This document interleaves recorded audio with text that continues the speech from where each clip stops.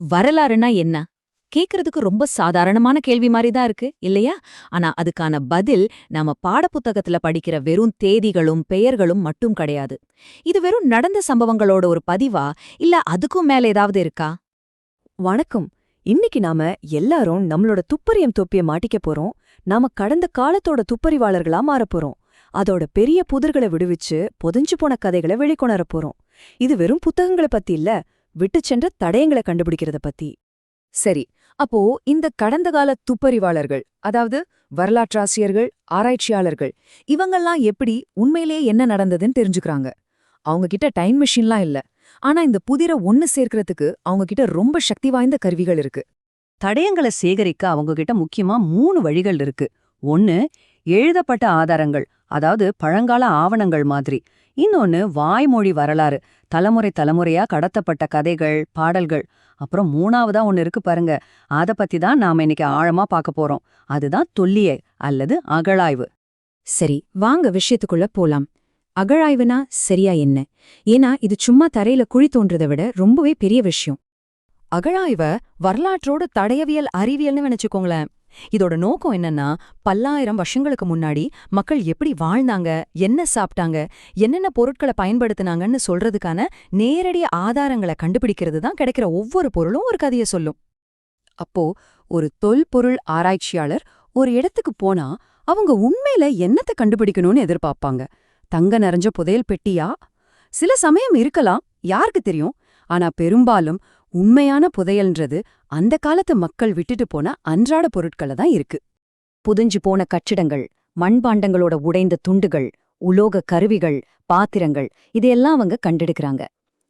இந்த ஸ்லைட்ல நீங்க பாக்குற மாதிரி இந்த சாதாரண பொருட்கள் ஒரு முற்றிலும் வேற காலகட்டத்துல வாழ்ந்த மக்களோட வாழ்க்கைய பத்தி நமக்கு அசாதாரணமான தகவல்களை தரும்.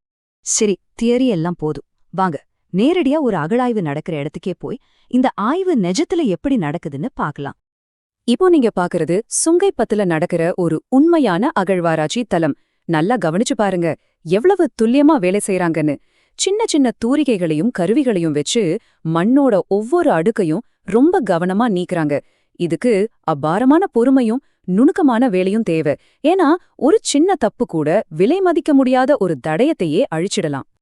இப்படி கஷ்டப்பட்டு செய்யற இந்த வேலை சில சமயம் ஒரு மிகப்பெரிய திருப்புமுனையை ஏற்படுத்தும். அதாவது வரலாற்று புத்தகங்களையே மாத்தி எழுதக்கூடிய அளவுக்கு ஒரு முக்கியமான கண்டுபிடிப்புக்கு வழிவகுக்கும். இதுக்கு ஒரு சரியான உதாரணம் இந்த பாராக் மனிதன்.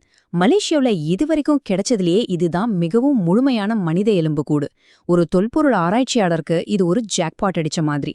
இந்த எலும்புக்கூடு அந்த மனிதரோட வயசு, அவரோட ஆரோக்கியம், ஏன் அவரோட காலத்துல வாழ்ந்த மக்களோட வாழ்க்கை முறை பத்தி கூட நமக்கு ஏகப்பட்ட தகவல்களை கொடுக்குது.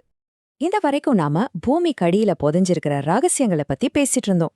ஆனா வரலாற்றோட சில மிகப்பெரிய மர்மங்கள் முற்றிலும் வேறொரு இடத்துல ஒளிஞ்சிருக்கு. ஆமாங்க, அது தண்ணிக்கடியில தான்.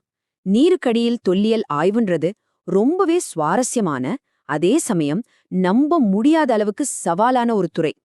இந்த உலகத்துல கடந்த கால துப்பறிவாளர்கள் தங்களோட தூரிகைகளுக்கு பதிலா டைவிங் கருவிகளை எடுத்துக்கிறாங்க.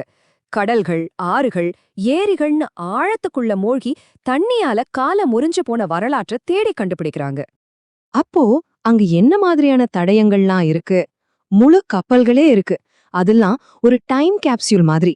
மூழ்கி போன சரக்குகள், பல நூற்றாண்டுகளா கடல் தரையில அப்படியே பத்திரமா பாதுகாக்கப்பட்ட பழங்கால கலை பொருட்கள்.